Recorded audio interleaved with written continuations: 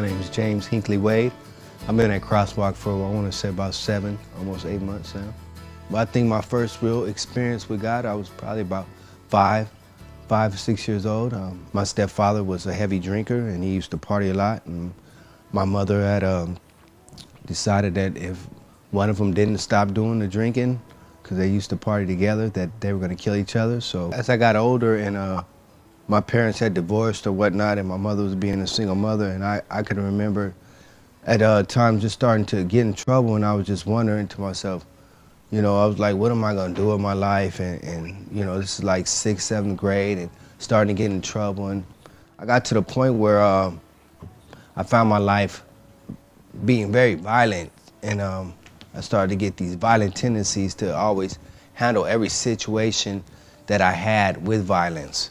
And so I found myself at the age of 17 in a fight one evening. I've been smoking and drinking and showing out in front of some girls, and it would seem like a normal night that we'd just be out, you know, doing backflips and having fun and competing. And what I thought was fun, being drunk and high, really turned into the worst night of my life, because I ended up getting to another fight with a kid, which I thought was just what I do, fighting all the time, and it was okay to do that. And I ended up getting to it with a kid, and he left the scene where we were at, and little did I know that this kid was gonna come back with a gun, but he did. He came back with the gun, and we had some more words for each other, but before I knew it, I pulled his gun out, and at that time I saw my whole life flash before my eyes.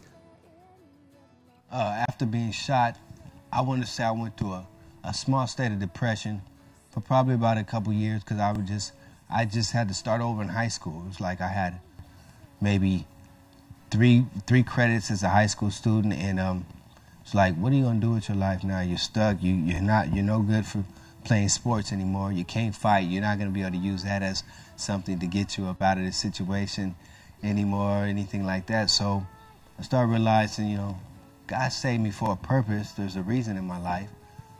What could I do? Well, I could definitely start helping other people get out of that mentality that I had to, like, drink, smoke, thinking it was cool, you know, thinking that you have to handle or solve your problems and issues with violence. So I was like, you know, I could be pretty good at that. So what happened is I was going into I was at a high school that was an alternative high school that was filled of young people that were either got kicked out of school or have had some kind of problem with the law, been on probation or something like that.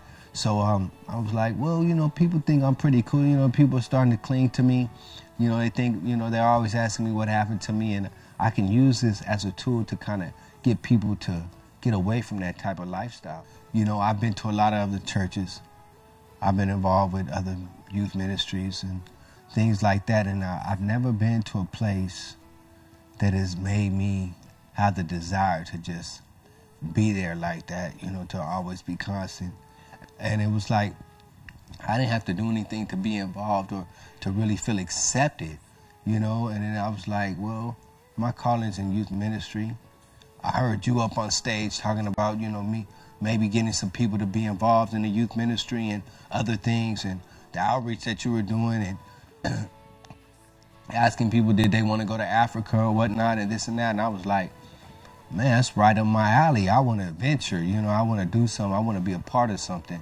And I just started getting really excited about the things of God, man, being there. And I felt the love of everybody. I felt the love of the church, you know, and room to grow. So with that opportunity, I took advantage of it, man. And ever since, I just felt the desire and you know, I just wanted to be there, man. It just felt like somewhere I wanted to be, like home, you know.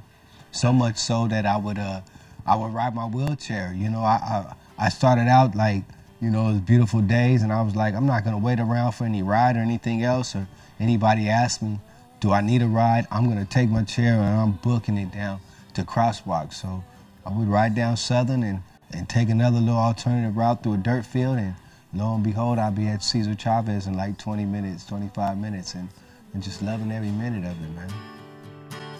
I need your mercy, show me every morning. I need a grace that never fades. Your word has been to me the comfort that this world can never be